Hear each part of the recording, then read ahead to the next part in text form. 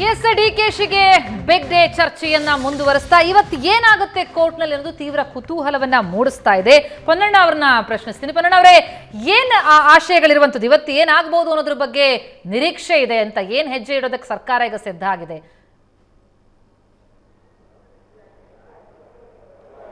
ನೋಡಿ ಮೇಡಮ್, ಈಗ ಕಳೆದ ಸರ್ಕಾರ ಇದ್ದಾಗ ಕೆಲವು ವಿಚಾರಗಳಲ್ಲಿ ಮಾನ್ಯ ಅಂದಿನ ಶಾಸಕರಾದಂಥ ರಮೇಶ್ ಕುಮಾರ್ ಅವರು ಮತ್ತು ಬೇರೆ 2-3 ಜನ ಶಾಸಕರು ಸಾರ್ವಜನಿಕ ಹಿತಾಸಕ್ತಿ ಅರ್ಜಿಯನ್ನು ಸಲ್ಲಿಸಿದರು. ಕೋರ್ಟ್ ಅವಾಗ ಏನು ಹೇಳಿತ್ತು, ಅಂದಿನ ಮುಖ್ಯ ನ್ಯಾಯಾಧೀಶರು, ನೀವು ಶಾಸಕರಾಗಿ ಈ ಥರ ಸಾರ್ವಜನಿಕ ಹಿತಾಸಕ್ತಿ ಅರ್ಜಿಯನ್ನು ಸಲ್ಕೊಂಡು ಕೋರ್ಟ್ಗೆ ಬರೋದು ಸರಿಯಲ್ಲ, ಇದನ್ನು ನೀವು ಹಿಂದಕ್ಕೆ ಪಡೀರಿ ಅಂತೇಳಿ ಹಿಂದೆ ಅವರು ವಿತ್ಡ್ರಾ ಮಾಡಿದ್ರು. ಇದನ್ನು ಯಾಕೆ ಹೇಳ್ತಾ ಇದ್ದೀನಿ ಅಂದರೆ, ಶಾಸಕರಿಗೆ ಜವಾಬ್ದಾರಿ ಏನು, ಶಾಸನ ಸಭೆಯಲ್ಲಿ ಅವರು ಚರ್ಚೆಗೆ ತರಬೇಕು ಯಾವುದಾದ್ರೆ ಸಾರ್ವಜನಿಕ ಹಿತಾಸಕ್ತಿ ವಿಚಾರಗಳಿದ್ದಾಗ. ಈಗ ಈ CBI ವಿಚಾರಕ್ಕೆ ಸಂಬಂಧಪಟ್ಟಂಗೆ ನಮ್ಮ ಸರ್ಕಾರದ ನಿಲುವನ್ನು, ಸರ್ಕಾರದ ಕ್ರಮವನ್ನು ಶಾಸನ ಸಭೆಯಲ್ಲಿ ಎತ್ತಿದ್ರ? ಬಸವರಾಜ್ ಪಾಟೀಲ್ ಯತ್ನಾಳ್ ಅವರು ಕೋರ್ಟ್ಗೆ ಹೋಗಿದ್ದಾರಲ್ಲ, ಅವರು ಶಾಸನ ಸಭೆಯಲ್ಲಿ ಒಬ್ಬ ಸದಸ್ಯನಾಗಿ ಇದನ್ನ ಚರ್ಚೆಗೆ ತರುವಂತ ಕೆಲಸ ಅಥವಾ ಇದನ್ನ ಪ್ರತಿಭಟಿಸುವಂತ ಕೆಲಸವನ್ನು ಮಾಡಿದ್ರ? ಮಾಡಲಿಲ್ಲ. ಅಂದ್ರೆ ಅವ್ರ ಶಾಸಕರಾಗಿ ಅವ್ರ ಜವಾಬ್ದಾರಿಯನ್ನು ಮಾಡದೆ ಸಂವಿಧಾನದ ಅಡಿನಲ್ಲಿರುವಂಥ ಇನ್ನೊಂದು ಸಂಸ್ಥೆಯ ಮೊರೆ ಹೋಗೋದು ತಪ್ಪು. ನನಗೇನು ಅನಿಸ್ತಾ ಇದೆ, ಇದು ಇವರು ಬರೀ ಪ್ರಚಾರಕ್ಕೋಸ್ಕರ, ಇದು DK ಶಿವಕುಮಾರ್ ಅವರ ಪರ, ಇದು DK ಶಿವಕುಮಾರ್ ಅವರಿಗೆ ಲಾಭ ಆಗುವಂತ ರೀತಿಯಲ್ಲಿ ಅವರು ನಡ್ಕೊಳ್ತಾ ಇದ್ದಾರೆ. ಅವ್ರು ಅಲ್ಲಿ ಹೋಗಿ ಕೋರ್ಟ್ಗೆ ಹೋಗಿರೋದು DK ಶಿವಕುಮಾರ್ ಅವರಿಗೆ ಲಾಭ. ಇದು ಯಾವ ರೀತಿಯಲ್ಲಿ ಇದನ್ನ ಇವ್ರು ಅರ್ಥ ಮಾಡ್ಕೊಳ್ತಾ ಇಲ್ಲ. ಪ್ರಚಾರಕ್ಕೋಸ್ಕರ ನಾವು ಏನನ್ನೋ ಮಾಡಕ್ ಹೋಗ್ಬಾರ್ದು. ಈಗ ಅದು ವಜಾ ಆಗುತ್ತೆ.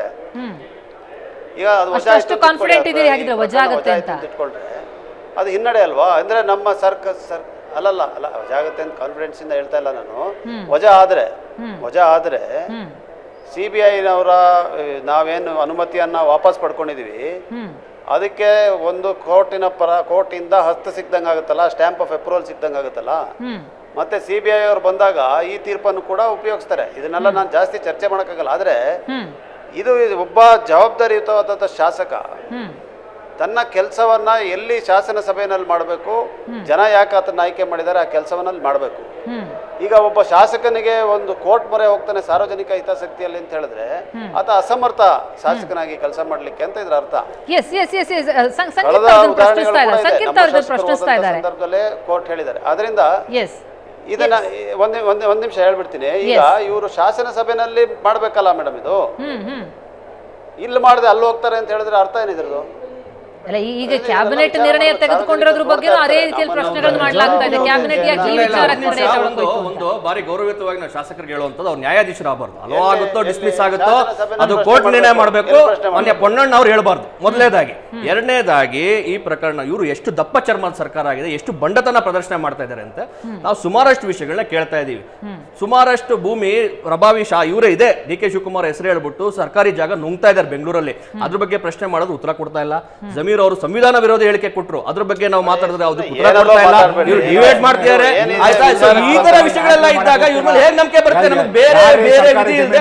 ಆಮೇಲೆ ಸಂಪುಟವನ್ನು ದುರುಪಯೋಗಪಡಿಸಿ ಇವರು ಪ್ರಕರಣವನ್ನು ವಾಪಸ್ ತಗೊಂಡಿದ್ದಾರೆ. ಹಾಗಾಗಿ ನಾವು ಕೋರ್ಟ್ ಮೊರೆ ಹೋಗಿರುವಂತದ್ದು ಯತ್ನಾಳ್ ಅವರು. ಸೊ ಈ ರೀತಿ ದಪ್ಪ ಚರ್ಮದ ಸರ್ಕಾರ ಇದ್ರೆ ಜನಕ್ಕೆ, ಶಾಸಕರಿಗೆ ಹೇಗೆ ನಂಬಿಕೆ ಬರುತ್ತೆ? ಹಾಗಾಗಿ ನಾವು ಕೋರ್ಟ್ ಯತ್ನಾಳ್ ಅವರು ಕೋರ್ಟ್ ಮೊರೆ ಹೋಗಿರುವಂತದ್ದು. ಇವಾಗ ನಾನು ಹೇಳ್ತೇನೆ, ಸೀರೀಸ್ ಆಫ್ ಇವೆಂಟ್ಸ್ ಅನ್ನು ನೋಡ್ಲಿ. ಇವಾಗ ಯಾವ ರೀತಿ ನಾನು ಹೇಳಿರುವಂತದ್ದು, ಇವ್ರಿಗೆ ಅಷ್ಟು ನೈತಿಕತೆ ಇದ್ರೆ ನೀವು ಪ್ರಕರಣದಲ್ಲಿ ಅದಕ್ಕೆ ಕೋಪರೇಟ್ ಮಾಡಿ. ಏನ್ ಚಾರ್ಜ್ ಶೀಟ್ ಆಗುತ್ತೋ ಅದ್ರ ಮೇಲೆ ನೀವು ಚಾಲೆಂಜ್ ಮಾಡಿ. ಯಾಕೆ ಈಗಲೇ ನೀವು ಹಿಟ್ ವಿಕೆಟ್ ಆಗ್ತಾ ಇರ ನಾನು ಕೇಳ್ತೀನಿ. ಹಿಟ್ ವಿಕೆಟ್ ಯಾಕೆ ಅನ್ನೋದು? ಎಸ್ ಪೊನ್ನಣ್ಣ ಅವರೇ, ಹಿಟ್ ವಿಕೆಟ್ ಪ್ರಶ್ನೆನೇ ಬರೋದಿಲ್ಲ ಮೇಡಮ್. ಇಲ್ಲಿ ಹಿಟ್ ವಿಕೆಟ್ ಪ್ರಶ್ನೆ ಯಾಕೆ ಬರುತ್ತೆ? ಇವತ್ತು ಹೋಗ್ತಾ ಇರೋದು ಯಾರು?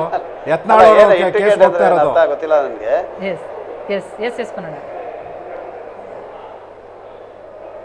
ಈಗ ಇದಕ್ಕೆ ಉತ್ತರ ಯಾರು ಕೊಡ್ತಾ ಇಲ್ಲ. ಬಸವರಾಜ್ ಪಾಟೀಲ್ ಯತ್ನಾಳ್ ಅವರ ಜವಾಬ್ದಾರಿ as A member of the legislative assembly, ಇದನ್ನ ಅಸೆಂಬ್ಲಿನಲ್ಲಿ ಮಾತಾಡ್ಬೇಕಿತ್ತಲ್ಲ, ಯಾಕೆ ಮಾತಾಡ್ಲಿಲ್ಲ ಅವರು? ನೀವು ಇದಕ್ಕೆ ಉತ್ತರಗಳನ್ನ ಕೊಡ್ತಾ ಇಲ್ಲ. ನೀವು ಇವಾಗ ಜಮೀರ್ ಅವ್ರ ಹೇಳಿಕೆ ಉತ್ತರ ಕೊಟ್ರಾ? ಸರ್ಕಾರಿ ಭೂಮಿ ನುಂಗ್ತಾ ಇದ್ದಾರೆ ಉತ್ತರ ಕೊಟ್ರಾ? ಇವತ್ತು ನೀವು ಬನ್ನಿ ಏನಕ್ಕೆ ಬರೀ ಪರಿಹಾರ 2000 ಕೊಡ್ತೇನೆ ಅದಕ್ಕೆ ಉತ್ತರ ಕೊಟ್ರಾ? ಮಾಡ್ತಾ ಇದ್ದೀರಾ ಸ್ವಾಮಿ ತಾವು? ಈ ತರ ಪ್ರಕರಣ ಬಗ್ಗೆ ಮಾತಾಡ್ತಾ ಇದ್ದೀವಿ. ನೀವು ಅದಕ್ಕಿಂತ ಬಂಡತನ ಪ್ರದರ್ಶನ ಮಾಡಿ ಸಂಪುಟದಲ್ಲಿ ಇಟ್ಟು ಅದನ್ನ ವಾಪಸ್ ತಗೊಳ್ತೀರಾ? ಇನ್ನೇನ್ ಚರ್ಚೆ ಮಾಡಕ್ ಅವಕಾಶ ಸಿಗುತ್ತೆ? ಹೇಗ್ ನಂಬಿಕೆ ಬರುತ್ತೆ ನಮಗೆ? ಸರ್ಕಾರದ ಮೇಲೆ ಸಂಪೂರ್ಣ ನಂಬಿಕೆ ನಮ್ಗಿಲ್ಲ. ಹಾಗಾಗಿ ಕೋರ್ಟ್ ಮೊರೆ ಹೋಗಿರುವಂತ ಯತ್ನಾಳ್ ಅವರು. ಅಲ್ಲ, ಅದು ನೋಡಿ ಇವ್ರೆ, ಬಿಜೆಪಿ ಅವರ ವಕ್ತಾರರಿಗೆ ಒಂದು ಮಾತು ಹೇಳಲಿಕ್ಕೆ ಬಯಸ್ತೇನೆ.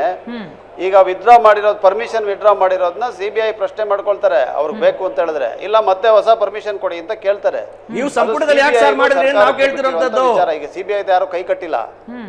ಈಗ CBI-ನವರು ಕ್ರಮಬದ್ಧವಾಗಿ ಇದು ನಡೆದಿಲ್ಲ ಅಂತ ಹೇಳಿ ನಾವೇನು ವಿತ್ಡ್ರಾ ಮಾಡಿದೀವಿ ಪರ್ಮಿಷನ್ ಆಯ್ತು, ಈಗ ಕ್ರಮಬದ್ಧವಾಗಿ ಕೊಡಿ ಅಂತ ಕೇಳ್ಬೋದು ಅವರು, ಅಥವಾ ಕೋರ್ಟ್ ಮೊರೆ ಹೋಗ್ಬೋದು ಅವರು. ಅದು CBI ಬಿಟ್ಟಿರೋದು. ಇವರು ಈ ಪ್ರಚಾರ ಪ್ರಿಯರಿದಾರಲ್ಲ ಬಿಜೆಪಿನವರು. ಅಲ್ಲ ಸರ್, ಈಗ DKಶಿ ಅವರ ವಿರುದ್ಧ ಬಂದಂತಹ ಪ್ರಕರಣ DKಶಿ ಅವರು ನೋಡ್ಕೊಳ್ತಾ ಇದ್ರು, ಯಾಕೆ ಕ್ಯಾಬಿನೆಟ್ ಅವರಿಗೆ ಹಿಂದೆ ಅಂತ ಪ್ರಶ್ನಿಸಬಹುದಲ್ವಾ ಅಂತ. ಮೇಡಮ್ DK ಶಿವಕುಮಾರ್ ಅವರು ಉಪಮುಖ್ಯಮಂತ್ರಿಗಳು ನಮ್ಮ ಸರ್ಕಾರದಲ್ಲಿ ಭಾಗಿಯಾದಂತ ಒಬ್ಬರು ಶಾಸಕರನ್ನ ಕ್ರಮಬದ್ಧವಾಗಿಲ್ಲ ಅಂತ ಗೊತ್ತಾಗಿದ್ಮೇಲೆ ಸುಮ್ಮನೆ ಇರ್ಬೇಕಾ? ಮತ್ತೆ ಆಮೇಲೆ ಒಂದು ಪ್ರಕ್ರಿಯೆಗೆ ತನ್ನದೇ ಆದಂತ ಕ್ರಮಗಳಿರ್ತದೆ. ಅದನ್ನ ತಗೊಳ್ಳಿಲ್ಲ, ಬರೀ ರಾಜಕೀಯವಾಗಿ ದ್ವೇಷ ಸಾಧಿಸಲಿಕ್ಕೋಸ್ಕರ ಒಂದು ಕ್ರಮವನ್ನು ಜರುಗಿಸಿದ್ದಾರೆ ಅಂತ ಹೇಳಿದಾಗ ಸರ್ಕಾರಗಳು ಕಣ್ಮುಚ್ಕೊಂಡು ಕೂತ್ಕೊಳಕ್ಕಾಗುತ್ತೆ. ಇನ್ನೊಂದು ಪ್ರಶ್ನೆ, ಯತ್ನಾಳ್ ಅವರು ಬಿಜೆಪಿ ಶಾಸಕಾಂಗದ ಸಭೆ ಮಾಡಿ ಅದರಿಂದ ಏನಾದ್ರು ಪರ್ಮಿಷನ್ ಏನಾಗುತ್ತೆ, ಕೋರ್ಟ್ ಯಾವ ರೀತಿ ಇದನ್ನ ನೋಡುತ್ತೆ ಅನ್ನೋದ್ರ ಬಗ್ಗೆ ಖಂಡಿತವಾಗ್ಲೂ ಕೂಡ ನಾವು ನೀವು ಇಬ್ರು ಕೂಡ ನೋಡ್ತೀವಿ. ಮತ್ತೆ ನಾವು ನಿಮ್ಮೊಂದಿಗೆ ಚರ್ಚೆಯನ್ನು ಖಂಡಿತ ನಡೆಸ್ತೀವಿ. Thank you so much Ponnanna ಅವರೇ, ಚರ್ಚೆಯಲ್ಲಿ ಭಾಗಿಯಾಗಿದ್ದಕ್ಕೆ. ಇನ್ನುಳಿದ ಅತಿಥಿಗಳೊಂದಿಗೆ ಚರ್ಚೆಯನ್ನು ಮುಂದುವರಿಸ್ತೀನಿ. ಒಟ್ಟಾರೆ ಈ ಕೇಸ್ನಲ್ಲಿ ಒಂದು ಕಡೆ ಬಿಜೆಪಿಗೆ ಇದೊಂದು ಅಸ್ತ್ರ ಅಂತ ಅನಿಸ್ತಾ ಇದ್ರೆ, ಕಾಂಗ್ರೆಸ್ ಇದನ್ನು ಯಾವ ರೀತಿಯಲ್ಲಿ ಎದುರಿಸುತ್ತೆ, ಇವತ್ತಿನ ಕೋರ್ಟ್ನ ಡಿಸಿಷನ್ ಏನಾಗಿರುತ್ತೆ, ಇದೆಲ್ಲದರ ಮೇಲೆ ಬಹುಶಃ ಈ ಕೇಸ್ ನಿಂತಿದೆ ಅಂತ ಅನಿಸುತ್ತೆ. ಈ ಬಗ್ಗೆ ಇನ್ನಷ್ಟು ಚರ್ಚೆ ಒಂದು ಕ್ವಿಕ್ ಬ್ರೇಕ್ ಆದ್ಮೇಲೆ.